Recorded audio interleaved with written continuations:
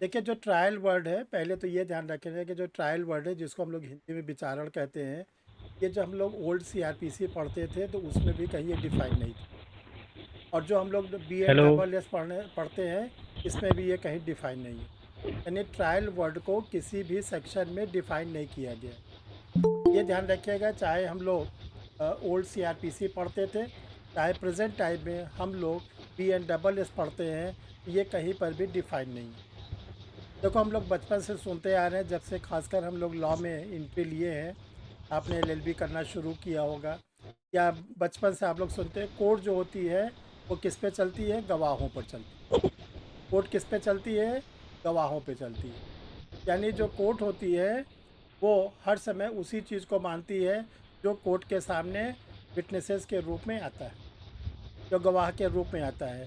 चाहे वो oral evidence के रूप में आवे, चाहे वो डॉक्यूमेंट्री एविडेंस के रूप में आवे, प्राइमरी एविडेंस के रूप में, सेकेंडरी एविडेंस के रूप में, रियल एविडेंस के रूप में, किसी रूप में आएगा। कोर्ट क्या करती है, जब उसके सामने जैसे जैसे गवाही आती है उसी के अकॉर्डिंग कोर्ट क्या करती है, आगे प्रोसीड करती है। तो क्वेश्चन ये उठता है, ये कोर्ट अपनी ये गवाही को कहाँ पर मानेगा, किस स्टेज पर हम लोग से मांगता है? तो वो स्टेज का नाम है ट्रायल। उस स्टेज का नाम है ट्रायल। देखिए, जो क्रिमिनल लॉ होता है इसमें 3 स्टेजेस से क्राइम गुजरता है। पहला है इन्वेस्टिगेशन, दूसरा है इंक्वायरी, और तीसरा और अंतिम है ट्रायल, विचारण। तो जो तीसरा स्टेज है, ये ध्यान रखिएगा, ये हम लोगों का ट्रायल कहलाता है। इसी स्टेज में कोर्ट को ये पता लगाना होता है कि जिस पर्सन को एक्यूज बनाया गया है, क्या सही बनाया गया है या गलत बनाया गया है। दो बातें हैं, या तो उसको एक्यूज सही बनाया गया है या तो गलत रूप में बनाया गया। अगर उसको सही रूप में एक्यूज बनाया गया है तो कोर्ट उसको जांच पड़ताल करने के बाद लास्ट में कोर्ट क्या करती है, एक्यूज पर्सन को कन्विक्ट कर देती है। अगर उसको लगता है कि जिसको एक्यूज बनाया गया वो सही बनाया गया है, उसके अगेंस्ट सारे मैटर मिल गए हैं, तो वो क्या करता है, वो एक्यूज पर्सन को बना देता है कन्विक्ट। इसको हम लोग इंडियन एविडेंस एक्ट या भारतीय साक्ष्य अधिनियम में पढ़ते हैं प्रूव्ड।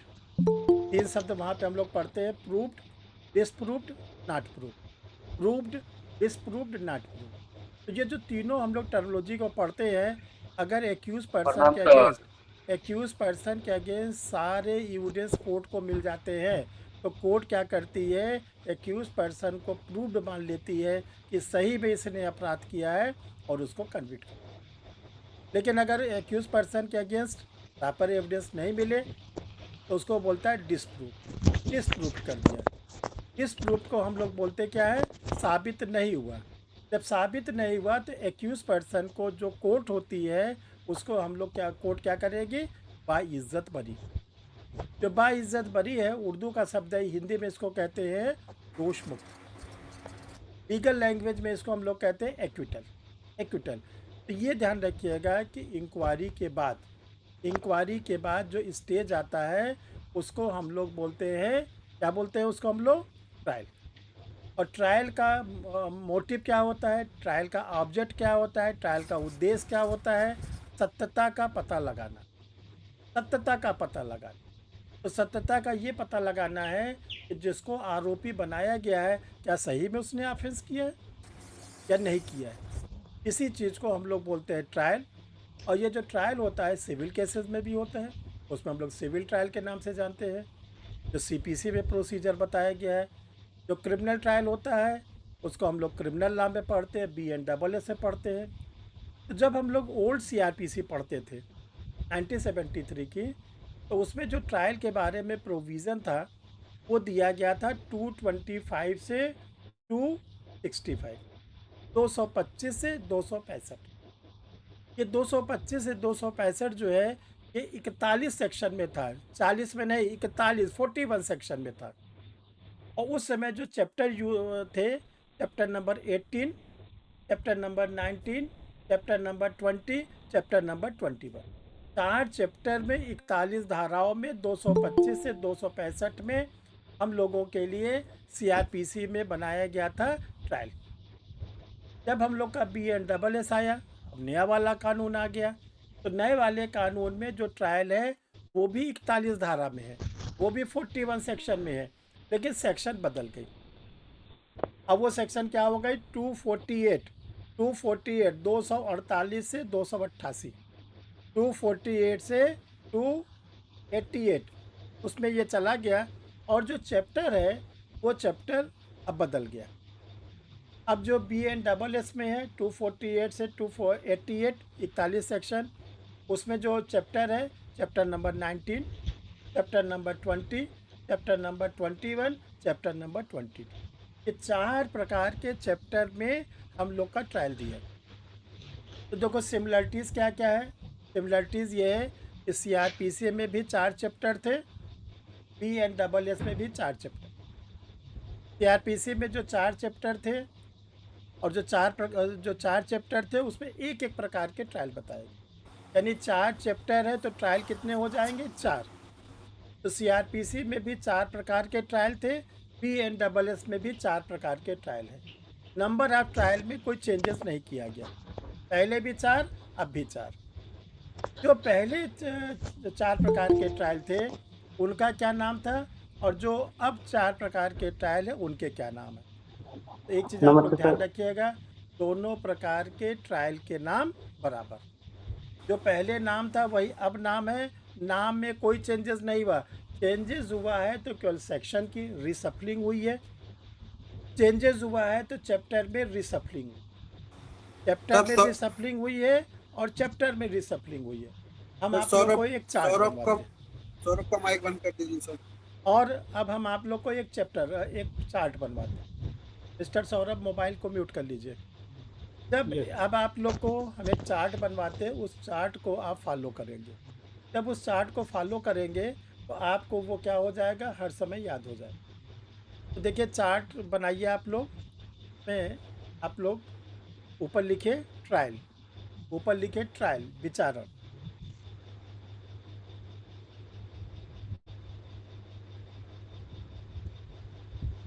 उसके नीचे लिखिए, उसके नीचे लिखिए अंडर CRPC सेक्शन 225 टू 265, 225 से 265 ब्रैकेट में लिख लीजिए 41 सेक्शंस, 41 सेक्शन, 41 धाराएं। सौरभ जी अपना म्यूट कीजिएगा मोबाइल। फिर इसके बाद उसी के नीचे लिखे under BNSS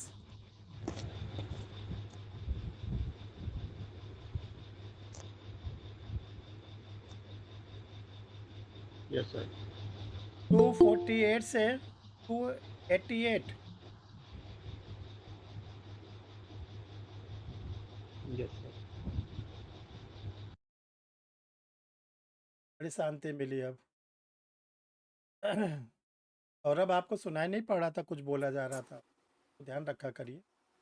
under section BNSS 248 से 288 ब्रैकेट में लिखे 41 सेक्शन।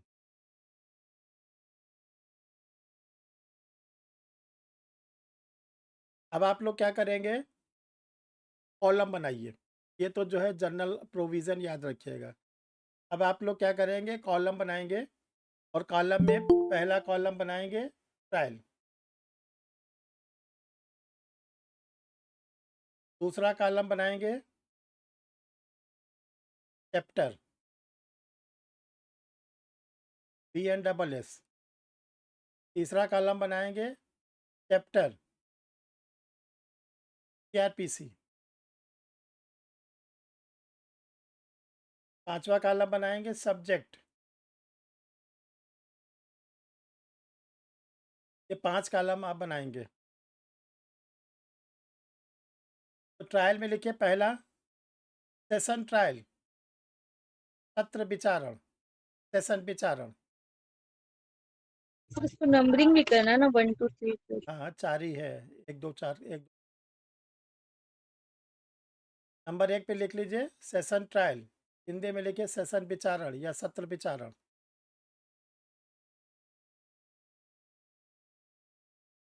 चैप्टर में लिखिए BNSS में चैप्टर 19 अध्याय 19।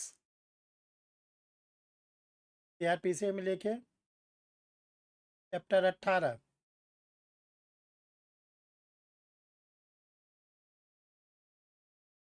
और एक काम आप लोग कर लीजिए, जो चैप्टर नंबर 19 लिखा है उसी के ब्रैकेट में लिख लीजिए सेक्शन 248 से 260, 248 से 260। जो आप लोगों ने चैप्टर नंबर 18 लिखा है CRPC का, उसको लिख लीजिए 225 से 237, 225 से 237।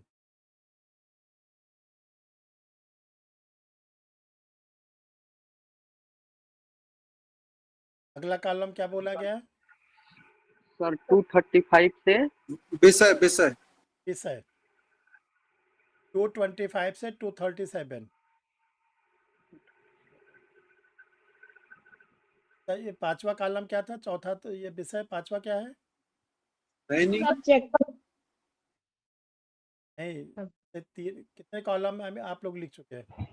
चार सर चार ही लिखवाया था। 3 में लिख चुके हैं, अच्छा। चौथे में सब्जेक्ट लिखना। सब्जेक्ट को काट के आप लिखे trial court. Trial court subject आ चुका है। ट्रायल कोर्ट विचारणी न्यायालय।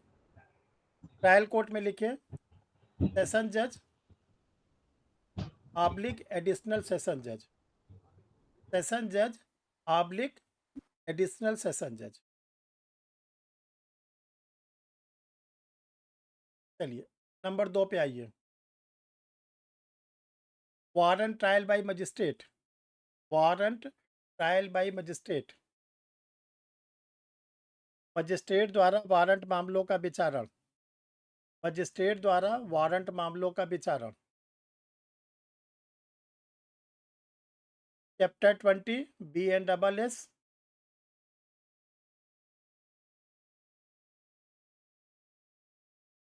इसी के नीचे सेक्शन लिख लीजिए 261 से 273।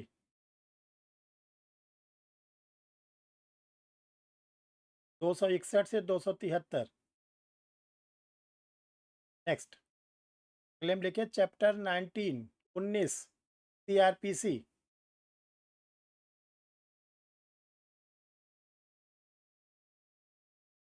सेक्शन 238 से 250, 238 से 250।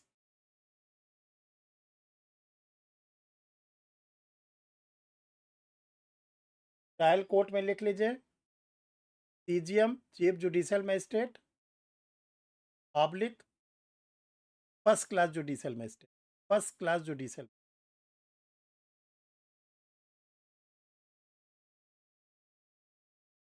तीसरा लिखिए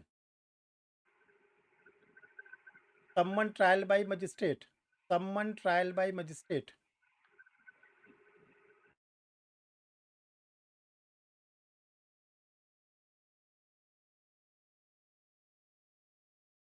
मजिस्ट्रेट द्वारा सम्मन मामलों का विचारण। मजिस्ट्रेट द्वारा सम्मन मामलों का विचारण।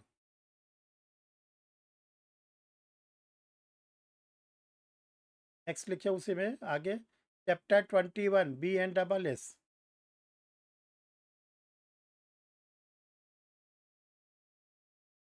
सेक्शन 274 से 282, 274 से 282।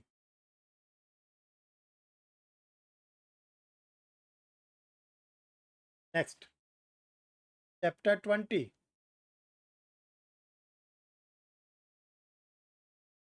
सेक्शन 251 से 259।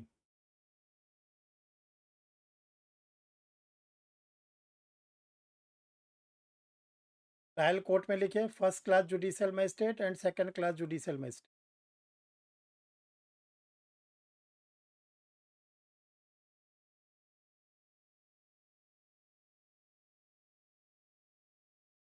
फोर्थ नंबर पे आइए समरी ट्रायल। समरी ट्रायल संक्षिप्त विचारण।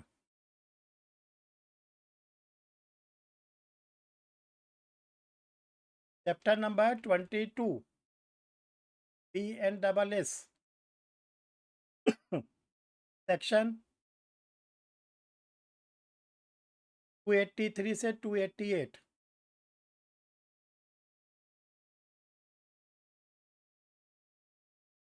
के बगल में लिखे चैप्टर 21 सीआरपीसी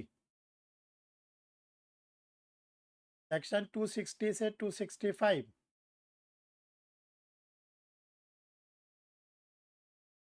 ट्रायल कोर्ट में लिखिए CGM first class magistrate.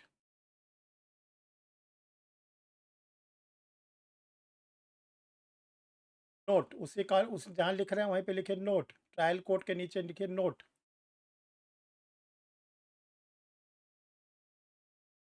Second class judicial magistrate को अगर ऑनरेबल हाई कोर्ट एथराइज कर देता है, सेकंड क्लास जुडिशियल मजिस्ट्रेट को यदि ऑनरेबल हाई कोर्ट एथराइज कर देता है तो वो भी समरी ट्रायल कर सकता है। नोट में लिख लेना।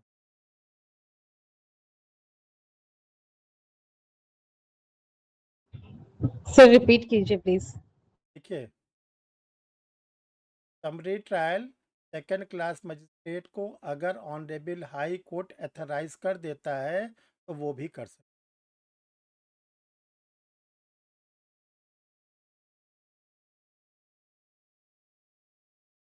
है। ये तो देखो एक अपना आपके पास ये चार्ट है और इससे आपके 1-2 क्वेश्चन प्रीलिम्स के एग्जाम में आने। अभी सीआरपीसी का भी आएगा और बीएनडब्ल्यूएस। तो ये चार्ट आप लोग इसको अच्छी तरह से याद कर डालें। अब देखो जो क्रिमिनल कोर्ट होती है, हमने शुरू में आप लोग को बताया था क्रिमिनल कोर्ट कौन कौन सी होती। तो हम एक बार नीचे से ऊपर चलते हैं, फिर उसका तो ऊपर से नीचे बता देते हैं और इसको ध्यान से आप लोग याद करके समझ जाते। सबसे छोटी जो क्रिमिनल कोर्ट होती है उसको हम लोग बोलते हैं सेकंड क्लास जुडिशियल मजिस्ट्रेट। इसके ऊपर जो क्रिमिनल कोर्ट होती है उसको बोलते हैं फर्स्ट क्लास जुडिशियल मजिस्ट्रेट। उसके ऊपर जो क्रिमिनल कोर्ट होती है उसको बोलते हैं चीफ जुडिशियल मजिस्ट्रेट की कोर्ट, सीजीएम की क्रिमिनल कोर्ट। इसके ऊपर जो क्रिमिनल कोर्ट होती है उसको कहते हैं एडिशनल सेशन जज की कोर्ट। इसके ऊपर की जो कोर्ट होती है उसको बोलते हैं सेशन जज की कोर्ट। के ऊपर जो कोर्ट होती है उसको कहते हैं ऑनरेबल हाई कोर्ट।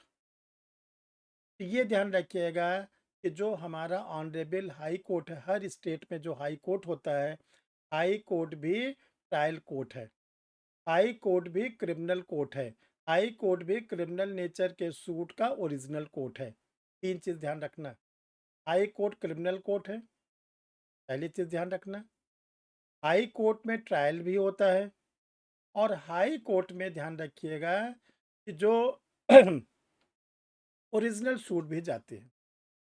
जैसे ओरिजिनल सूट आपसे पूछा जाए कौन सा सर ऐसा सूट है जो excuse me sir. Original high court में जाए, क्या हो गया? सर हाई कोर्ट में सिर्फ क्रिमिनल केसेस ही होते हैं क्या? हाँ बता रहे, एक सेकंड रुकिए, अब जरा सा हमारी हाँ। बात पूरी होने दीजिए फिर आपकी बात हम सुन। देखो जो हाई कोर्ट है वो हमने आपसे बोला कि हाई कोर्ट क्रिमिनल कोर्ट, तो आपसे कहा जाएगा इसको जस्टिफाई करिए। कैसे आप बोल रहे हैं कि हाई कोर्ट क्रिमिनल कोर्ट? तो पहले तो आप इसके 2 तरीके। पहला तरीका ये है कि जो हम लोगों ने ट्रायल और क्रिमिनल कोर्ट का सेक्शन पढ़ा था कि कौन कौन सी क्रिमिनल कोर्ट है। तो जो सीआरपीसी हम लोग पढ़ते थे तो सीआरपीसी में सेक्शन 28-29, सीआरपीसी के सेक्शन 28-29 में बताया गया था क्रिमिनल कोर्ट। तो जो सीआरपीसी के सेक्शन 28 है उसमें क्रिमिनल कोर्ट में हाई कोर्ट का नाम आया है। सेक्शन 28 सीआरपीसी में क्रिमिनल कोर्ट में हाई कोर्ट का नाम आया है कि नहीं आया है? यस नो बोलो आप। Yes sir. आया यस है। सर। अच्छा, आया है। तो ये सेक्शन 28 अब बीएनडब्ल्यूएस में कहाँ चली गई? जो सर ये 28 22 21 22-23, तो जो सेक्शन नंबर 22 है उसमें हाई कोर्ट का जिक्र है। Yes sir. अब एक तो ये आपका आंसर होना चाहिए कि जो हमारे क्या नाम है कानून बनाने वाले लोग हैं उन्हीं ने ये पहले ही हमको बता दिया था, ठीक है ना। तो जो ये हम लोग सेक्शन 22-23 पढ़ रहे हैं बीएनडब्ल्यूएस, या हम लोग जो ओल्ड सीआरपीसी पढ़ते थे सेक्शन नंबर 28-29, उसमें हाई कोर्ट का जिक्र किया गया। ये क्या है? क्रिमिनल कोर्ट, क्रिमिनल कोर्ट है। अब ऐसे कौन से मामले हैं जो डायरेक्ट हाई कोर्ट, सैफ ध्यान से सुनिए आपके आंसर मिलने जा रहा है। कौन से ऐसे कोर्ट केस हैं जो हम लोग डायरेक्ट हाई कोर्ट में ला सकते हैं? जब डायरेक्ट हाई कोर्ट में लाएंगे तभी तो ओरिजिनल जुरिस्डिक्शंस होगा। ओरिजिनल जुरिस्डिक्शंस का मतलब होता है ऐसा केस जो डायरेक्ट उस कोर्ट में जाता हो। तो अब हाई कोर्ट में हम लोग कौन सा केस ले जा सकते हैं? Inherent power. Inherent power inherent power CrPC में हम लोग ले जाते हैं तो 482 482 में हम लोग इनहेरेंट पावर को ले जाते थे ऑनरेबल हाई कोर्ट में। बी एन डबल एस में भी तो ले जाते होंगे 528 528। आप लोग जिसको नहीं मालूम है तुरंत लिख लें, inherent power of the honourable high court is equal to under section 482 CrPC is equal to under section 528 B N double. फिर से बोल रहे, लिख लो, inherent power of the honourable high court, उच्च न्यायालय की अंतर्निहित शक्ति बराबर equal under section 482 CrPC equal under section 528 B N double S. ठीक, तो ये हम बताएंगे कि ये ओरिजिनल कोर्ट, ये ओरिजिनल कोर्ट। दूसरा, हाई कोर्ट का और ओरिजिनल कोर्ट का क्या जुरिस्डिक्शंस मिला हुआ है? ये जुरिस्डिक्शंस मिला हुआ है कि अगर कोई सेशन जज के यहाँ कोई केस चल रहा है, हमको सेशन जज, एडिशनल सेशन जज के कोर्ट से न्याय मिलने की उम्मीद नहीं है। हमको ये लग रहा है कि जो सेशन जज है या एडिशनल सेशन जज हैं वो पक्षपात कर रहे हैं, ठीक है ना, हमारी बातों पर ध्यान नहीं देते, हमको इनके कोर्ट से न्याय नहीं मिले, तो हम कहाँ जाएंगे इस मैटर को लेकर? माननीय उच्च न्यायालय। ऑनरेबल हाई कोर्ट, इसको बोलते हैं high court. Transfer application. Transfer, तो जो सेशन जज की ट्रांसफर एप्लीकेशन ओरिजिनल फॉर्म की होगी वो जाएगी ऑनरेबल इस पे हाई कोर्ट पे। ठीक है, तो अब क्वेश्चन ये होता है कि अगर हाई कोर्ट कोई ट्रायल कर रहा है तो वो वारंट ट्रायल की तरह करेगा, इस सम्मन ट्रायल की तरह करेगा, किस ट्रायल की तरह? अगर हाई कोर्ट, देखो दो ही प्रकार के जो 4 ट्रायल है उसमें 2 प्रोसेस को अडॉप्ट किया जाता है। शुरू के 2 जो ट्रायल हैं, सेशन ट्रायल, वारंट ट्रायल, इन दोनों में जो प्रोसेस अडॉप्ट किया जाएगा वारंट का। नीचे के 2 ट्रायल है, सम्मन ट्रायल, समरी ट्रायल, इन दोनों में सम्मन के प्रोसेस को अडॉप्ट किया। तो देखो सेशन ट्रायल हर समय वारंट ट्रायल होता है, सेशन ट्रायल हर समय वारंट ट्रायल होगा। फटाफट लिखते चलो, सेशन ट्रायल हर समय वारंट ट्रायल होता है, उसमें कभी भी कहीं पर भी ये ध्यान रखिएगा कि सम्मन के प्रोसेस को नहीं अडॉप्ट किया, जो भी अडॉप्ट किया जाएगा वारंट का।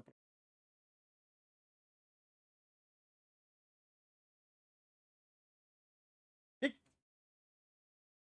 तो पहला तो हो गया सेशन ट्रायल, उसमें वारंट होगा। दूसरे ट्रायल का नाम ही वारंट है, वारंट ट्रायल बाय मजिस्ट्रेट का नाम में लिखा हुआ है वारंट ट्रायल, वहाँ तो कोई कंफ्यूजन है नहीं। तीसरा वाला जो ट्रायल है उसमें भी नाम में लिखा हुआ है सम्मन ट्रायल बाय मजिस्ट्रेट, यानी वो उसमें भी सम्मन प्रोसेस को अडॉप्ट किया। अब आ जाओ फोर्थ वाले पे, जो फोर्थ वाला है समरी ट्रायल।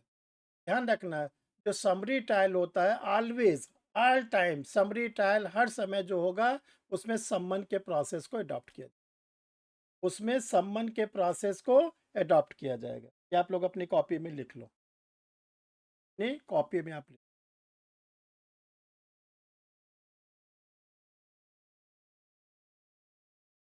अब देखिए ये ट्रायल स्टार्ट कैसे होता है, ट्रायल की शुरुआत कैसे होती है। तो देखो जो पुलिस ऑफिसर, जिसको हम लोग इन्वेस्टिगेटिंग ऑफिसर्स के नाम से जानते हैं, वो जो भी इन्वेस्टिगेशन करके अपनी पुलिस रिपोर्ट को तैयार, ठीक, जो भी पुलिस रिपोर्ट को तैयार करेगा वो डायरेक्ट क्या सेशन जज के पास दे सकता है?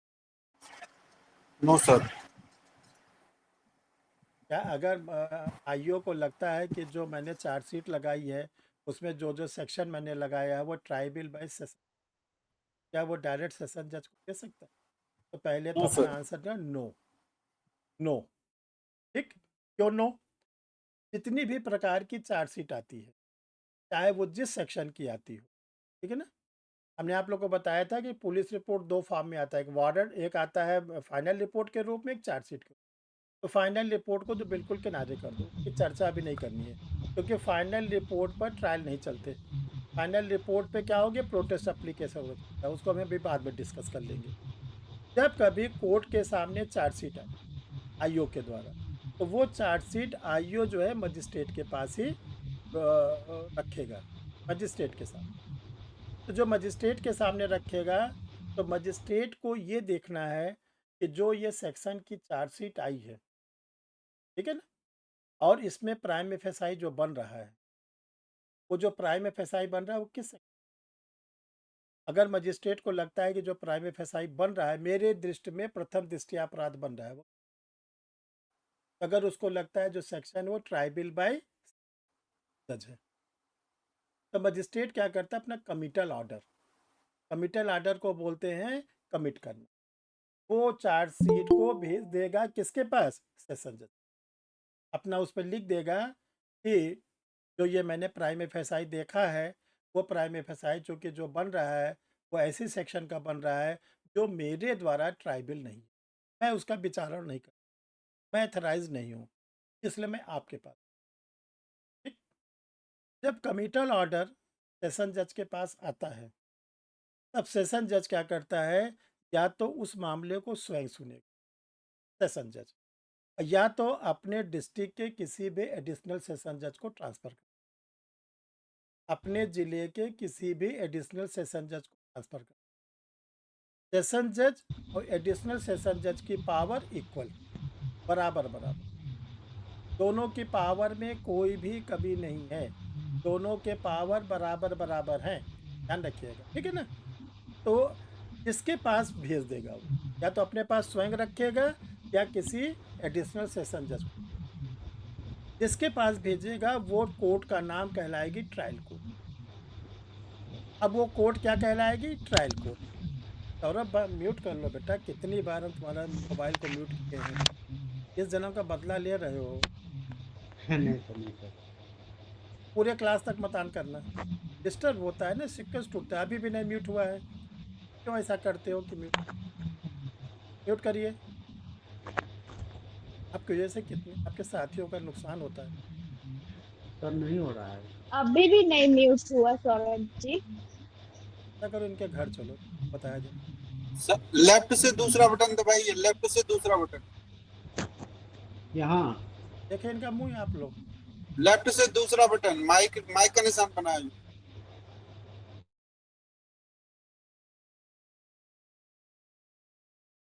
हो हो गया गया हो हो गया। गया। सब लोग रिजर्वेशन कराओ, इनके चलते हैं, अगर आपकी बारी ऑन करते, तो चाहे सेशन ट्रायल होगा चाहे वारंट हो। तो देखो, तो वो जो जज होते हैं सेशन जज, या तो वो अपने पास रख लेंगे या उसको एडिशनल सेशन, तो अब वो कोर्ट क्या कहलाएगी, ट्रायल कोर्ट, अब उस कोर्ट का नाम हो जाएगा ट्रायल कोर्ट। ये ध्यान रखिएगा, जब एक बार ट्रायल स्टार्ट हो जाता है तब कभी हम उस कोर्ट को सेशन जज, एडिशनल सेशन जज के नाम से नहीं बोले, हम लोग उसको लिखेंगे भी मेंस में आंसर में ट्रायल कोर्ट, बोलेंगे भी ट्रायल कोर्ट, अब उस कोर्ट का नाम बदल गया, ठीक है ना। अगर उस कोर्ट में हमने अपील फाइल कर दिया, तब उस कोर्ट का नाम हम क्या बोलेंगे, अपीलेट कोर्ट। अगर उस कोर्ट में हमने रिवीजन फाइल कर दिया, तो उस कोर्ट का नाम हो जाएगा रिविजनिस्ट कोर्ट। ये ध्यान रखिएगा, जो कोर्ट होती है जैसा हम सूट उसमें लाते हैं वैसे उस कोर्ट का नाम बदल, जज वही, कोर्ट वही, लेकिन उनके नाम बदल गए।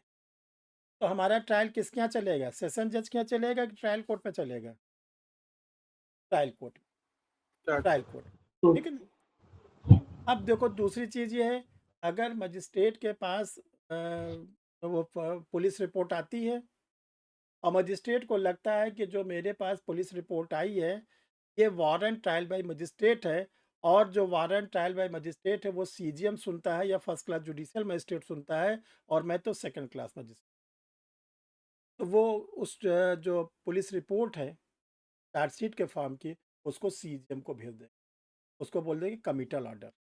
तो देखो डिस्ट्रिक्ट में 2 जजेस जो होते हैं वो जो क्या होते हैं, इंचार्ज जजेस, सारे मजिस्ट्रेटों का इंचार्ज इंचार्ज होता है सीजी, चीफ जुडिशियल, और पूरे होल जुडिशरी का डिस्ट्रिक्ट लेवल पर जो इंचार्ज होता है उसको हम लोग बोलते हैं सेशन जज। का पूरा नाम होता है डिस्ट्रिक्ट एंड सेशन जज।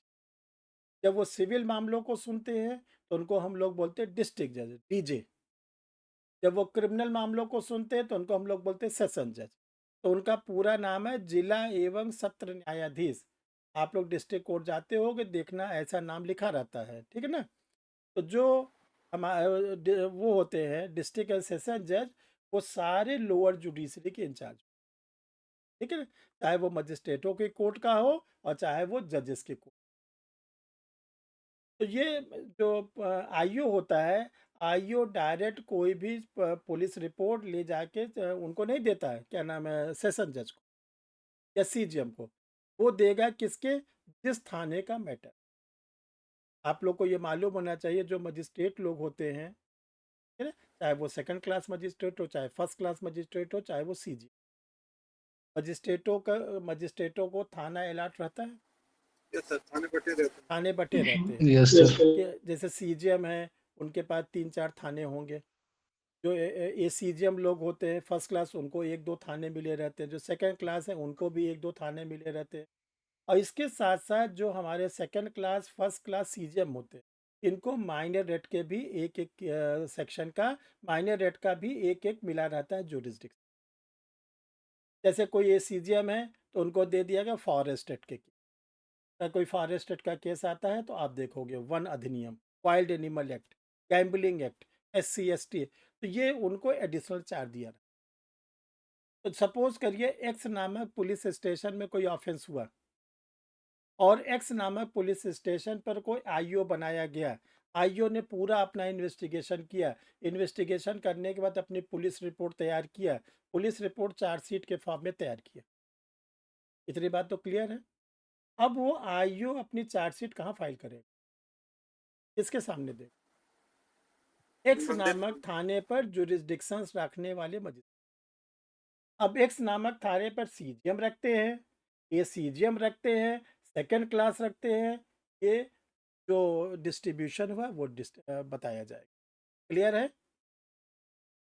अब वो चार्जशीट चाहे वो मर्डर की आई हो, वो चार्जशीट चाहे कल्पेबल होमोसाइड की आई हो, डकैती की आई है, रॉबरी की आई है, इसकी आई से कुछ मतलब नहीं। जो एक्स नामक मजिस्ट्रेट के जुरिस्डिक्शन रखता है उसको जाके बता दिया जाएगा कि देखिए जो आपके थाने के अंदर जो मैटर था उसमें मैंने ये इन्वेस्टिगेशन, ठीक। अब वो सेकंड क्लास मजिस्ट्रेट क्या करेंगे, कमिटल ऑर्डर करके सेशन जज को भेज दे। अगर वो ट्राइबल बाई सेशन, उनको लगता है कि ट्राइबल बाई फर्स्ट क्लास है तो सीजीएम को भेज, ठीक है। जब सीजीएम को जाएगा तो सीजीएम क्या करेंगे, उसको चाहे फर्स्ट क्लास मजिस्ट्रेट किसी सीजीएम को दे देंगे अपने पास, सेशन जज के पास जाएगा, सेशन जज चाहे अपने पास रखेगा और चाहे किसी एडिशनल। क्लियर है। सर फाइल कमिट होकर सीधे सेशन न्यायाधीश के पास जाएगी, एडिशनल वाले के पास नहीं जाएगी। नहीं, सेशन के पास जाएगा, एडिशनल के पास नहीं है। एडिशनल तो सेशन जज के हैंड्स हैं, जिनको जिनको आप लोग बोलचाल में एडीजे बोलते हो। एडीजे जो होती है ये ओरिजिनल कोर्ट नहीं है, कुछ माइनर रेट को छोड़कर। माइनर रेट में कुछ एडीजेस को फुल फीस चार्ज दिया, जैसे एनडीपीएस। पूरे ज़िले में एनडीपीएस का कोई केस आएगा तो किसी एडीजे को, किसी एडिशनल सेशन जज को तो उसका इंचार्ज बना दो। पूरे ज़िले में अगर कोई SC/ST का केस चलेगा तो उसके लिए किसी एडीजे को इंचार्ज बना दो। लेकिन वो माइनर रेट पे, मेजर पे नहीं, माइनर रेट पे जो हमारे एडिशनल सेशन जज लोग होते हैं उनको पूरे डिस्ट्रिक्ट का, होल डिस्ट्रिक्ट का चार्ज दिया, होल डिस्ट्रिक्ट का चार्ज दे दिया। अगर पूरे ज़िले में कोई SC/ST का मैटर होगा तो वो डायरेक्ट उन्हीं एडिशनल सेशन जज के पास।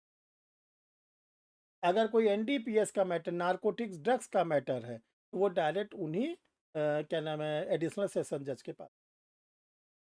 जो दूसरे छोटे छोटे और माइनर एक्ट हैं, जैसे हमने आपको बताया गैम्बलिंग एक्ट है, रेलवे का मैटर है, तो वो किसी न किसी मजिस्ट्रेट के जुरिस,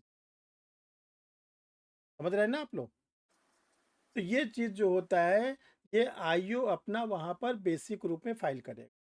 जब वो आ जाएगा कमिटल ऑर्डर, कमिटल ऑर्डर आ गया, सेशन जज के पास, और उनको ये बता दिया गया कि इसमें जो हमने देखा प्राइम एफएसआई वो बन रहा है किसका, ट्राइबल बाय सेशन। अब कौन सी धारा सेशन सुनेगा, कौन से सेक्शन को फर्स्ट क्लास मजिस्ट्रेट सुनेगा, कौन सी सेक्शन को सेकंड क्लास मजिस्ट्रेट,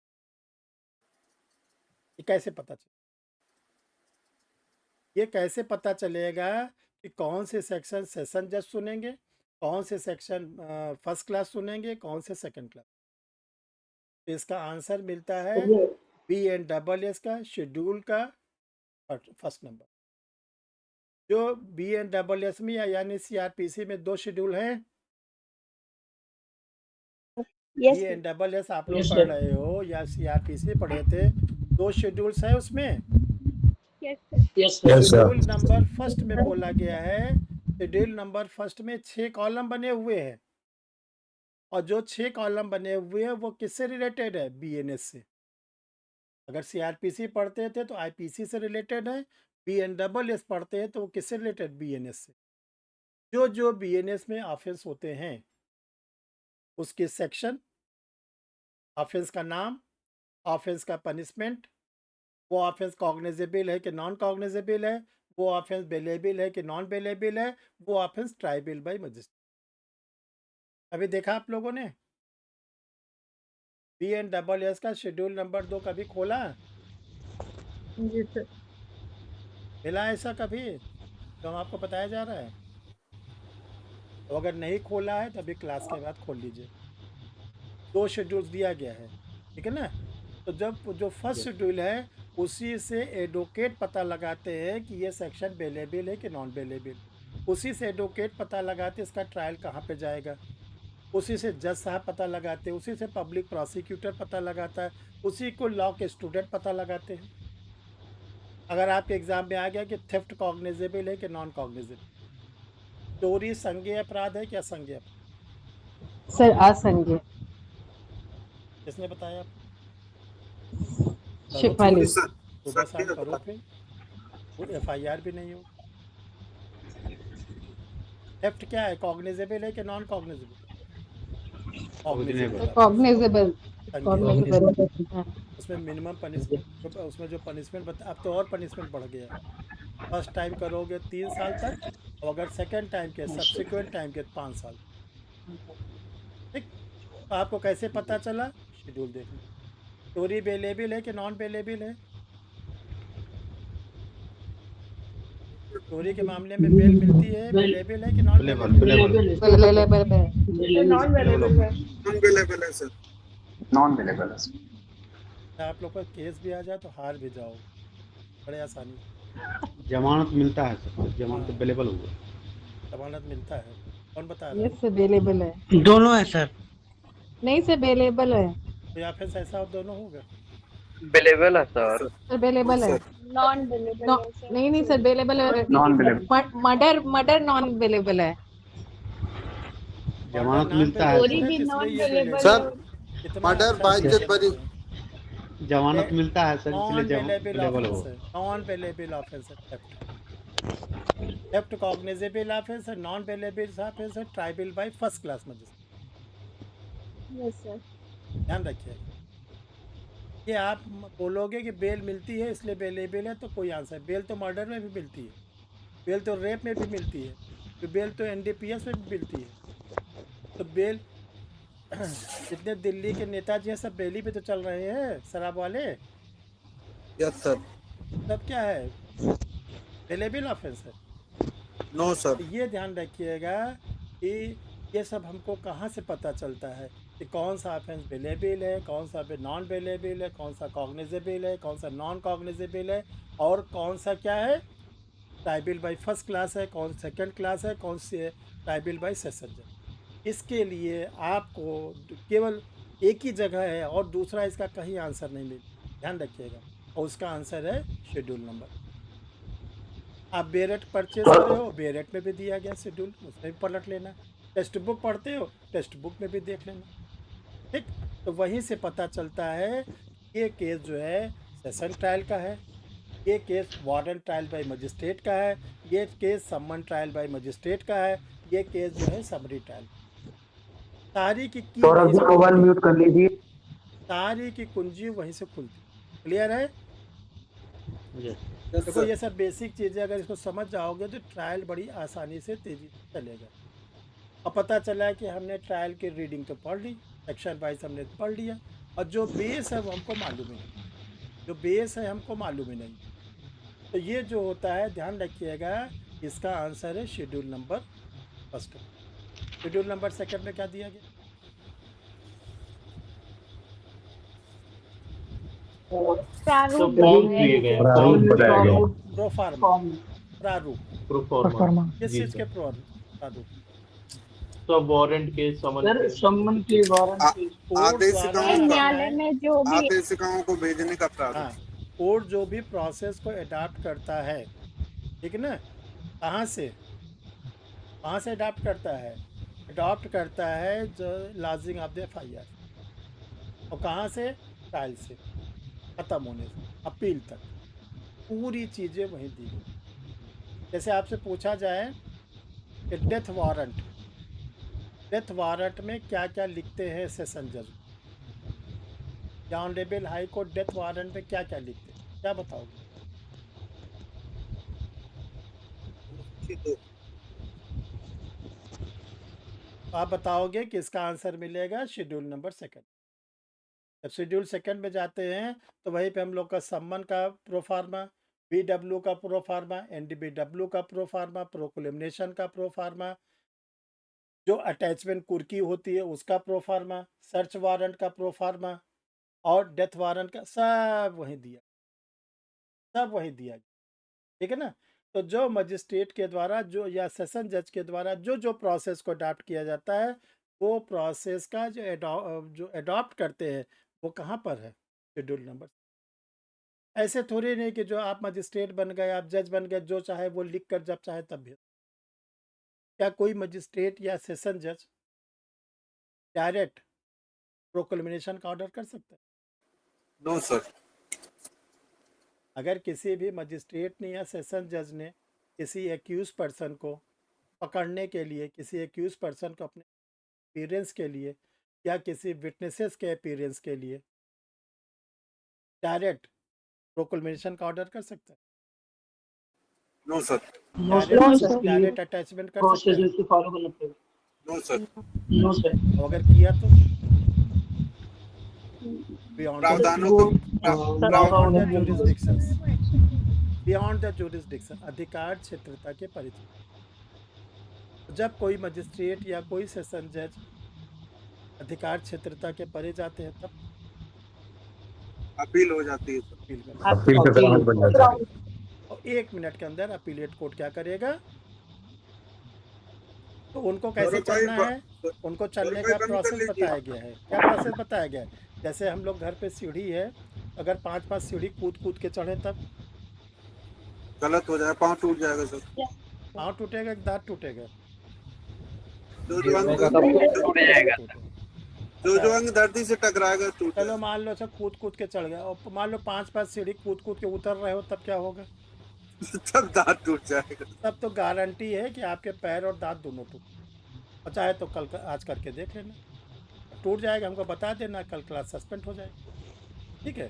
तो जैसे हम लोग दैनिक जीवन में स्टेप, उसका नाम ही स्टेप, सीढ़ी का नाम ही स्टेप वाइज, ऐसे जजेस को बोला गया कि आप भी स्टेप आए। कौन कौन सा स्टेप? शेड्यूल नंबर सेकंड के स्टेप को आप करो। सेशन जज साहब के सामने आज ट्रायल स्टार्ट हुआ, आज उनके सामने सेशन ट्रायल स्टार्ट हुआ, तो आज उन्होंने क्या किया? Death warrant issue. आज उन्होंने डेथ वारंट इशू जैसे शुरू हुआ, ठीक है, इसको फांसी पे चढ़ा दो। No sir. सही किया?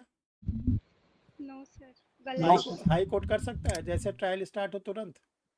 No sir. नो। नो नहीं सर। क्यों? ट्रायल का मतलब ये होता है आप सबसे पहले एग्जामिनेशन, और एग्जामिनेशन भी एक नहीं 4 एग्जामिनेशन इन मुख्य परीक्षा, क्रॉस एग्जामिनेशन, प्रति परीक्षा, तो आप लोग जीरा बोलते उर्दू में। तीसरा है री एग्जामिनेशन, पुनः परीक्षा, री क्रॉस एग्जाम। और किसका? दोनों बच्चों प्रोसिक्यूशन का, यानी कि जो पीडब्ल्यू है विक्टिम, फिर उसका जितने पीडब्ल्यू के गवाह हैं, पीडब्ल्यू1, पीडब्ल्यू2, पीडब्ल्यू3, इनका कराओगे। जब इनका कंप्लीट हो जाएगा तब डीडब्ल्यू एक्यूज का कराओगे।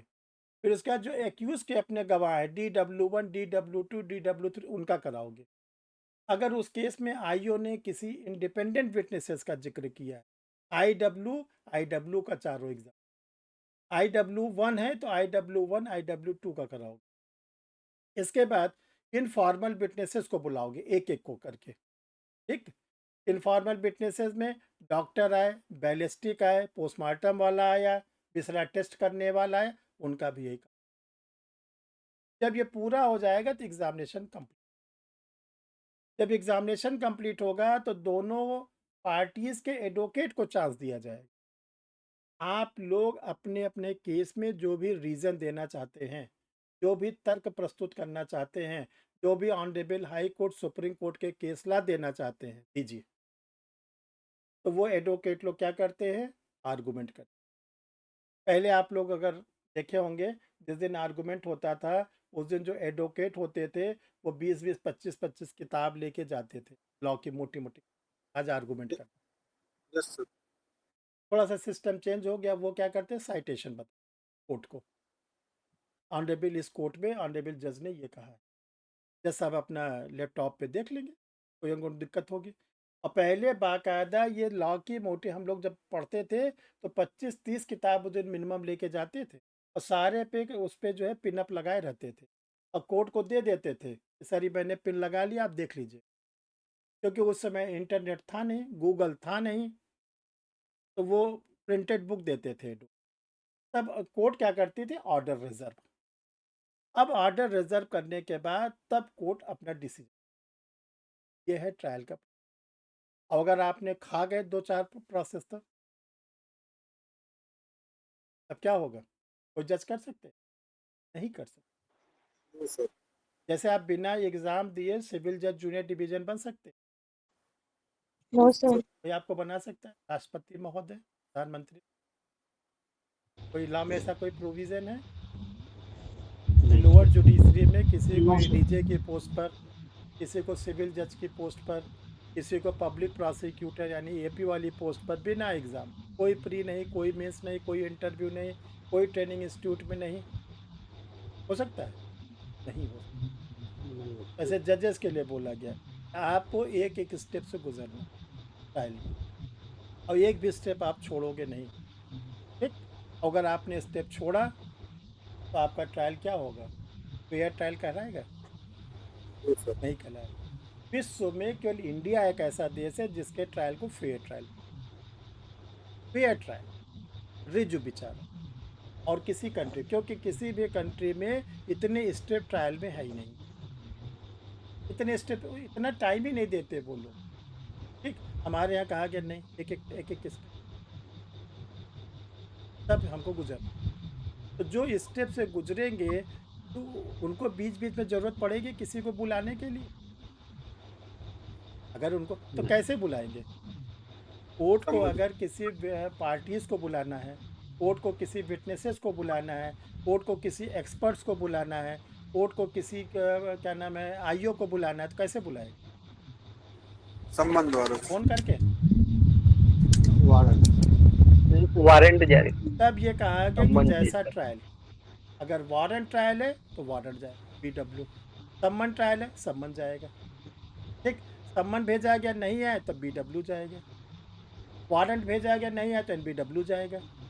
तो ये जो ट्रायल कोर्ट होती है, ये बुलाने के लिए कौन कौन से प्रोसेस को डाल, जैसे मान ली इन्वेस्टिगेटिंग ऑफिसर कहता है कि एक्यूज पर्सन एक रिलेटिव के घर में छिपा हुआ है, तो मुझे आप सर्च वारंट दें। कोर्ट से रिक्वेस्ट करता है पब्लिक प्रोसिक्यूटर, तो कोर्ट को लगता है कि एक्यूज पर्सन कहीं छिपा हुआ नहीं आ रहा है सामने, तो कोर्ट क्या करेगी? सर्च वारंट का ऑर्डर देगी। जब तक सर्च वारंट आईओ के पास नहीं होगा वो किसी के घर के भीतर अंदर नहीं घुस। तो कोर्ट सर्च वारंट कहाँ से देगी? किस प्रोफार्मा में देगी? Schedule number 2। शेड्यूल नंबर 2 में जो प्रोफार्मा दिया गया उसको फॉलो कर। अब बात समझे। तो जो हमारी 2 शेड्यूल्स है दोनों मोस्ट इम्पॉर्टेंट, और हम लोग क्या करते हैं कि पढ़ना शुरू किए, आज क्या हो गए 531 नंबर की धारा पढ़ लिए, तो आज किताब उठा के रख, आज से BNS खत्म। अब बड़े खुश हुए कि आज से BNS, ये नहीं जानते उसी के बाद अब BNS शुरू हो रहा है शेड्यूल नंबर 1 से, शेड्यूल नंबर 2 से। ठीक, कॉन्स्टिट्यूशन पढ़ते हो, जिस दिन कॉन्स्टिट्यूशन में आपने क्या किया, अमेंडमेंट पढ़ लिया 368, ठीक है, और मान लीजिए जब 370 जिंदा थी तो 370 पढ़ लिए, आज से कॉन्स्टिट्यूशन खत्म हो गया आज से। अब कल से शुरू हो गया शेड्यूल 1, शेड्यूल 2, शेड्यूल 3, शेड्यूल 12। तो जो शेड्यूल्स होते हैं उसकी बहुत इंपॉर्टेंट। सौरभ जी का मोबाइल म्यूट नहीं है अभी। क्या भाई सौरभ कंफ्यूज रहता है इसमें। चलिए, तो ये सारी चीज़ें कहाँ मिलती है, शेड्यूल में। क्लियर है जितनी बात बता रहे हैं? Yes sir. किसी को कुछ पूछना हो तो पूछ लो, फिर थोड़ा सा और आगे बढ़ेंगे। जो पूछना हो पूछ लो किसी को। सर वारंट ट्रायल में आईओ को अगर यदि बुलाना है तो भी वारंट जाएगा सर? और क्या, तो भेजा जाएगा, नोटिस पहले भेजा जाता है, नोटिस पे नहीं आएंगे तब BW। और किसी कोई क्वेश्चन? जल्दी जल्दी बोलो भाई। सर एक क्वेश्चन, बोलिए बोलिए। कमिटमेंट से पहले जैसे क्या आवाज़ नहीं है? और कोई बोलो आप लोग। सर क्लासिफिकेशन ऑफ ऑफेंस जो लिखा हुआ है उसमें ट्रायल कोड जो दिए हुए हैं उसमें किसी ऑफेंस ट्रायल कोड में एनी मजिस्ट्रेट लिखा है एनी सर, मजिस्ट्रेट का मतलब ये होता है कि कोई भी मजिस्ट्रेट, फर्स्ट क्लास भी सुनता है, जहाँ पे फर्स्ट क्लास लिखा ओनली फर्स्ट। एनी का मतलब ये होता है कि वो कोई भी मजिस्ट्रेट, सेकंड भी सुन सकता है, फर्स्ट, लेकिन जहाँ पे फर्स्ट लिखा है वहाँ पे कल फर्स्ट क्लास। और कोई क्वेश्चन किसी का? सर हेलो, बोलो भाई, जल्दी जल्दी बोलो तो। सम्मन ट्रायल में हर समय सम्मन के प्रोसेस को अडॉप्ट करते हैं, समरी ट्रायल में तो करते हैं सम्मन के प्रोसेस को सम्मन अडॉप्ट। ट्रायल में सम्मन प्रोसेस को अडॉप्ट करेंगे, लेकिन होने पर अगर कोई पार्टीज नहीं आता तब उसके अगेंस्ट BW जा प्रोसेस बुलाने के लिए। चलो अब देखो जरा नेक्स्ट सुनो आप लोग। सर सुनिए ना सर, सेशन ट्रायल में किसी को बुलाना है तो कैसे, सम्मन से भेजेंगे या कैसे? देखिए, जो लोग फॉर्मल विटनेसेस होते हैं, 2 प्रकार के विटनेसेस होते हैं, ध्यान से सुनो। पूरे ट्रायल में 2 प्रकार के विटनेसेस कोर्ट में प्रोड्यूस होते हैं। एक को बोलते हैं फॉर्मल विटनेसेस, औपचारिक साथी, दूसरे को बोलते हैं इनफॉर्मल विटनेस, अनौपचारिक साथी। फॉर्मल विटनेसेस उस विटनेसेस को कहते हैं जिसने कि घटना को देखा है, घटना को सुना है, घटना का आप, जिसको हम लोग बोलते हैं चश्मदीद गवाह, आई विटनेसेस। उनको जब भी बुलाना होगा तो उनके ट्रायल के अकॉर्डिंग बुलाया जाए। ठीक, जिस प्रकार का ट्रायल है, सम्मन है तो सम्मन के थ्रू, BW है, अरे वो क्या नाम है, वारंट है तो वारंट के। इनफॉर्मल विटनेसेस होते जिसमें आते एक्सपर्ट, इनफॉर्मल विटनेसेस में आते एक्सपर्ट, डॉक्टर, ठीक, जो पोस्टमार्टम करने वाले या इंजरी रिपोर्ट तैयार किया, बैलिस्टिक औजार विशेषज्ञ, जहर का पॉइजन का मैटर है, viscera test, fingerprint expert, handwriting expert. ये जितने एक्सपर्ट्स होते हैं, आर्ट्स के एक्सपर्ट, साइंस के एक्सपर्ट, जितने एक्सपर्ट होते हैं इनको हम लोग बोलते हैं इनफॉर्मल। क्यों इनफॉर्मल बोलते हैं? ये न तो घटना को देखे हैं न तो घटना को सुने, कुछ इन्होंने देखा सुना है। अगर पोस्टमार्टम करने वाला डॉक्टर है तो पोस्टमार्टम करने वाला डॉक्टर जो अपनी रिपोर्ट को तैयार कर रहा है वो किससे पूछ के तैयार कर, अपने ज्ञान के आधार पर। जो डेड बॉडी लेटी है वो कुछ हेल्प करती है? No sir. अगर हेल्प कर दी तो डॉक्टर साहब का क्या होगा? मृत्यु को प्राप्त होंगे सर। अगर मान ली डॉक्टर साहब उसको थोड़ा हिलाए, बोले भाई तुमको किसने मारा, बोला हो तुम ही, पता मृत्यु को चला प्राप्त हो जाए। गए डॉक्टर साहब नहीं पढ़े।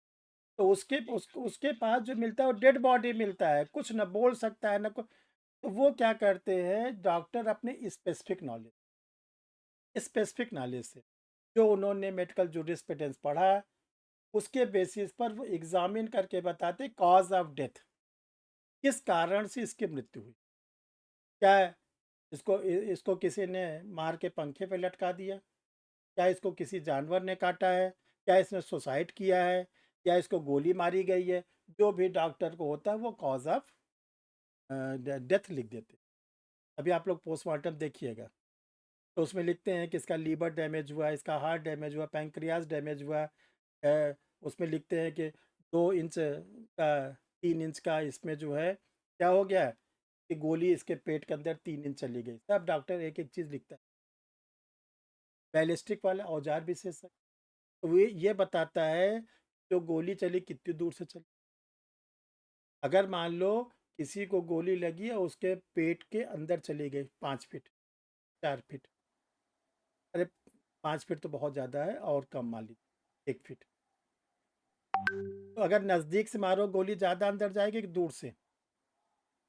और प्लस किस प्रकार के औजार को यूज़ किया। किसी ने किसी को चाकू मारा, चाकू का क्या होगा। तो ये सब जो होते हैं बैलिस्टिक। आरोप लगता है कि जहर खा के मर गए, इसको किसी ने मारा नहीं, उसका बिसरा टेस्ट हो।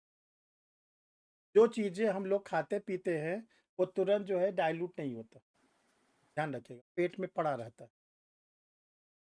और सबसे देर में जो डाइल्यूट होता है वो नॉन वेज या जो वेज लोग वेजिटेरियन खाते हैं पनीर, 10 से 12 घंटे लगते हैं। और सबसे जल्दी जो डाइल्यूट होता है वो सूप वगैरह, जूस वगैरह। ठीक। तो वो जो पॉइजन वाला होता है वो क्या करता है पेट में से वो निकालेगा जो हमने खाना खाया है, और उसका टेस्ट करें क्या इनके पेट में कोई पॉइजन है, तो रिपोर्ट बने। कहने का देखो मतलब ये होता है जो एक्सपर्ट्स होते हैं वो स्पेसिफिक नॉलेज से क्या करते हैं अपनी रिपोर्ट। तो उनको बुलाने के लिए उनकी बेइज्जती मत करो। BW भेज दिए उनके हॉस्पिटल में, पुलिस वाला आ गया, चलो डॉक्टर साहब तो प्रतिष्ठित को बोलो नहीं तुमको हम ले चलते हैं। तो ये कहा कि उनको सिंपल नोटिस। आप इस केस के क्या नाम है वो थे, फॉर्मल विटनेसेस थे, आपके एग्जामिनेशन की ज़रूरत है, आप आइए। और एक्सपर्ट्स को ऑनर के साथ कोर्ट में बुलाया जाता है। और एक्सपर्ट्स को बोला गया कि जब आप कोर्ट में आइए तो आपने जो भी रिपोर्ट तैयार किया था प्रीवियस में अपनी मेमोरी को रिफ्रेश कर लो। रिफ्रेशिंग में जो आपने रिपोर्ट तैयार कराया था, ये हम लोग इंडियन एविडेंस में पढ़ते हैं सेक्शन 159, 160, 160। 3 सेक्शन में कहा गया है कि आप अपनी रिपोर्ट को देख लीजिए, अपनी मेमोरी को रिफ्रेश कर लीजिए, और फिर आपका स्टेटमेंट रिकॉर्ड होगा, तब उनका स्टेटमेंट रिकॉर्ड। ठीक। तो इस तरह जो होता है ये हमने आप लोगों को पहले ट्रायल का जो है स्ट्रक्चर फॉर्म में बताया कैसे ट्रायल चलता है। ठीक है। इतनी तैयारी के बाद ये ट्रायल चलेगा। अब आता है सबसे पहले सेशन ट्रायल, जो सबसे शुरू में होता है सेशन ट्रायल। तो सेशन ट्रायल को चलाने वाले 2 जज, पहले 3 जज थे। CRPC में 3 जज, BNSS में 2 जज। CRPC में 3 जज थे, उनका नाम था सेशन जज, एडिशनल सेशन जज, असिस्टेंट सेशन, सेशन न्यायाधीश, अपर सेशन न्यायाधीश और सहायक सेशन न्यायाधीश। BNSS में क्या हो गया 2 जज, सेशन जज, एडिशनल सेशन। अब सेशन ट्रायल में अगर CRPC के अकॉर्डिंग क्वेश्चन आएगा आपके एग्जाम में तो आप 3 जज का नाम बताओगे। BNSS के अकॉर्डिंग आएगा 2 जज का। ठीक है। जैसा क्वेश्चन, क्योंकि देखिए अभी 1-2 साल आप लोग के लिए थोड़ी सी तो कहते हैं दिक्कत के समय है, संक्रमण का ट्रांजिशन पीरियड है। क्या CRPC से भी पूछी जाएगी, BNSS से। ठीक ना। सर आपको जिससे पूछा जाए, जिस एक्ट के अकॉर्डिंग पूछा, उस एक्ट के अकॉर्डिंग आप, ये नहीं कि आपने क्या किया CRPC को उठा के रख दिया। सीआरपीसी अभी भी आपको पढ़ना है, छोड़ना नहीं है। लेकिन अब सीआरपीसी कैसे पढ़ना है? कोरिलेट करके पढ़ना। अब आपको सीआरपी के एक-एक सेक्शन नहीं पढ़ना है। अब आपको सीआरपीसी को जो पढ़ोगे, BNSS को आप प्रेफ़रेंस दोगे और BNSS के सेक्शन को कोरिलेट करोगे किससे? सीआरपीसी। जैसे हम लोग पढ़ रहे हैं सेशन ट्रायल। सेशन ट्रायल में हमने आपको बताया कि BNSS में कहाँ पर आ गया है सेशन ट्रायल? BNSS में सेशन ट्रायल कहाँ पर आ गया है? 248 से 260 चैप्टर नंबर 19। 19 अब यहीं पर आप याद कर लो कि सीआरपीसी में चैप्टर क्या था? 18। BNSS में सेक्शन क्या है? 248 से 288। यहीं पर याद कर लो कि इसके सेक्शन क्या है सीआरपीसी की? 225 से 260। यही बस आपको करना है। अब ये नहीं कि आप चलो 225 उस पर पूरा ध्यान लगाए हो, समझ रहे हो ना? ये चीज़ आप लोग को क्लियर है? चलो और किसकी क्या दिक्कत है? सर ये पूछना है, जो सर इस टाइम असिस्टेंट सेशन जज हैं वो क्या सर एडिशनल में बदल दिए गए हैं या सर नहीं नहीं उनका बदले पद? गए। ये कहा जी। गया कि जो उनकी पोस्ट है उस पोस्ट को एबॉलिश कर दिया गया। अब कहा गया कि अब नई भर्ती नहीं होगी असिस्टेंट सेशन जज के नाम से, ठीक है ना? अब जो भर्ती होगी केवल, यानी अगर सीजीएम को प्रमोशन देना होगा, पहले सीजीएम को जो प्रमोशन दिया जाता था असिस्टेंट सेशन जज, अब कहा गया कि नहीं, अब सीधे उनको एडिशनल सेशन जज का प्रमोशन। ठीक है? जी सर। और कोई दिक्कत? सर शेड्यूल फर्स्ट एक बार पूछना था। अरे पढ़ोगे कि पूछोगे? एक बार पढ़ तो लो पहले। हैं? एक बार पढ़ तो लो जो बताया है। क्या पूछ रहा है संतोष? बताइए क्या दिक्कत? शेड्यूल फर्स्ट मैं समझ नहीं पा रहा हूँ। शेड्यूल फर्स्ट में क्या होएगा? क्या होगा?